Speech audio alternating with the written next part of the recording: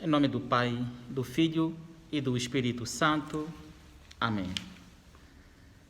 O Senhor esteja convosco. Proclamação do Evangelho de Jesus Cristo segundo Mateus.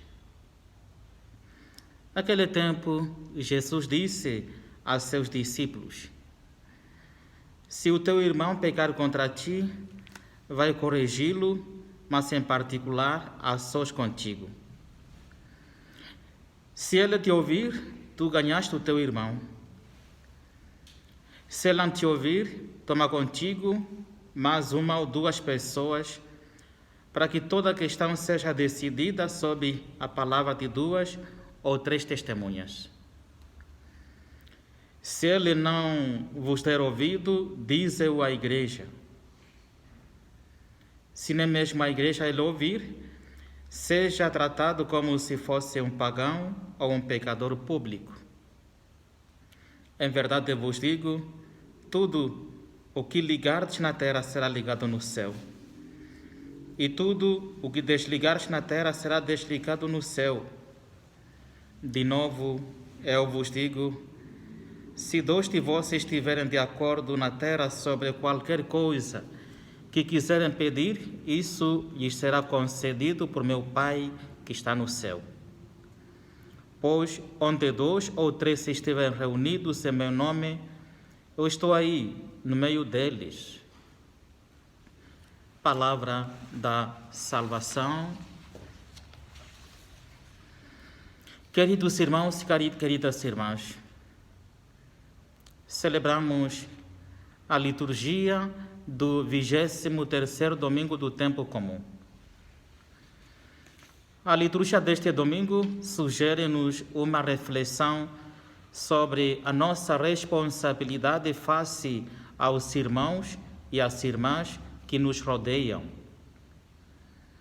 Ela afirma claramente que ninguém pode ficar indiferente diante daquilo que ameaça a vida e a felicidade de um irmão ou de uma irmã, pois todos nós somos responsáveis uns pelos outros.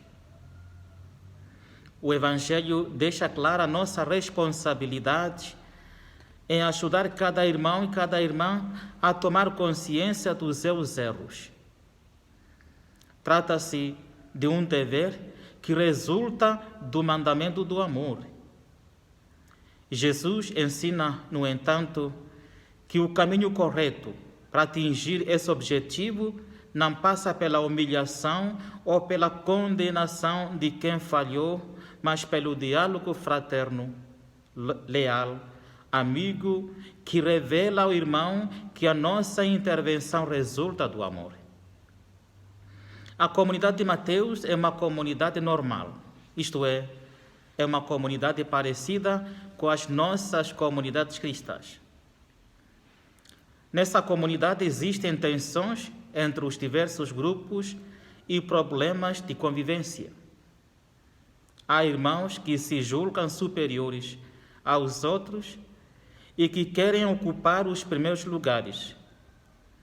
Há irmãos que tomam atitudes prepotentes e que escandalizam os pobres e os fracos.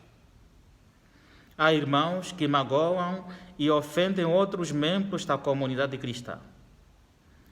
Há irmãos que têm dificuldade em perdoar as falhas e os erros dos outros.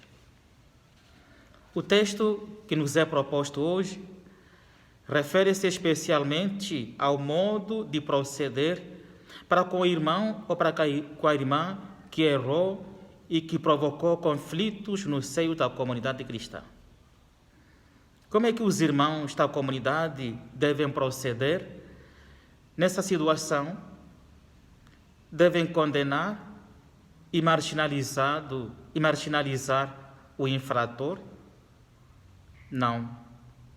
É preciso tratar o problema com bom senso, com maturidade, com equilíbrio, com tolerância e, acima de tudo, com amor.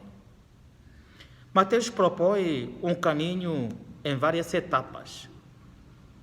Em primeiro lugar, Mateus propõe um encontro com esse irmão em privado e que se fale com ele cara a cara sobre o problema.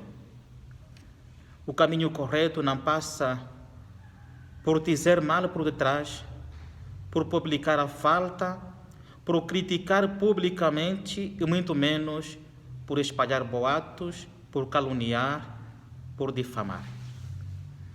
O caminho correto passa pelo confronto pessoal, leal, honesto, sereno, compreensivo e totalmente tolerante para com o irmão.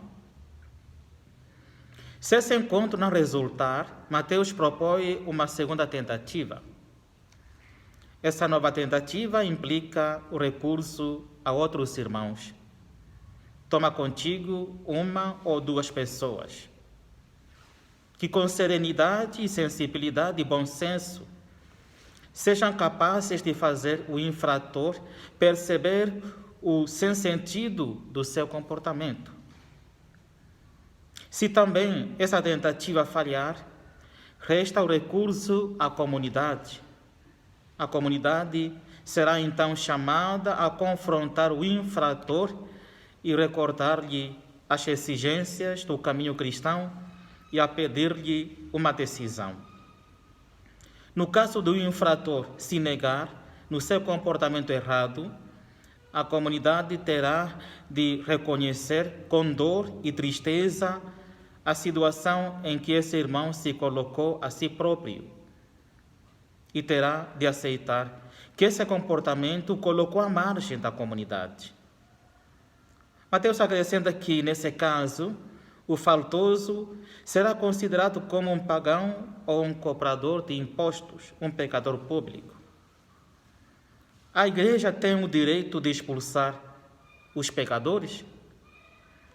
Mateus não sugere aqui, com certeza, que a igreja possa excluir da comunhão qualquer irmão que pecou. Na realidade, a igreja é uma realidade divina e humana, onde coexistem a santidade e o pecado. O que Mateus aqui sugere é que a igreja tente tomar uma posição quando algum dos seus membros, de forma consciente, recusa a proposta do reino e realiza atos que estão frontalmente contra as propostas de Cristo que Cristo veio trazer. Nesse caso, contudo, nem a igreja, não é a igreja que exclui o infrator. Ele é que, pelas suas escolhas, se coloca à margem da comunidade. Queridos irmãos e queridas irmãs, o Evangelho deste domingo sugere a nossa responsabilidade em ajudar cada irmão e cada irmã a tomar consciência dos seus erros. Que atitude tomar em relação a quem peca? Como proceder? Antes de mais, é preciso evitar publicar os erros e as falhas dos outros. O denunciar publicamente o erro do irmão ou da irmã pode significar destruir-lhe a credibilidade e o bom nome, a paz e a tranquilidade, as relações familiares e a confiança dos amigos. Fazer com que alguém seja julgado na praça pública é condená-lo antecipadamente e não dar-lhe a possibilidade de se defender e de se explicar. Humilhar o irmão publicamente é, sobretudo, uma grave falta contra o amor. É por isso que o Evangelho de hoje convida a ir ao encontro do irmão que falhou e a repreendê-lo a sós. Sobretudo, é preciso que a nossa intervenção junto do irmão que pecou não seja guiada pelo ódio, pela vingança, pelo ciúme, pela inveja, mas seja guiada pelo amor. A lógica de Deus não é a condenação do pecador, mas a sua conversão. A essa lógica devia estar sempre presente quando nos confrontamos com os irmãos e as irmãs que falham. Que Deus nos dê a coragem, a força, a humildade de reconhecer os nossos erros, de pedir perdão às pessoas a quem nós ofendemos e também de aceitar o perdão das pessoas que nos pedem. Em nome do Pai, do Filho e do Espírito Santo. Amém.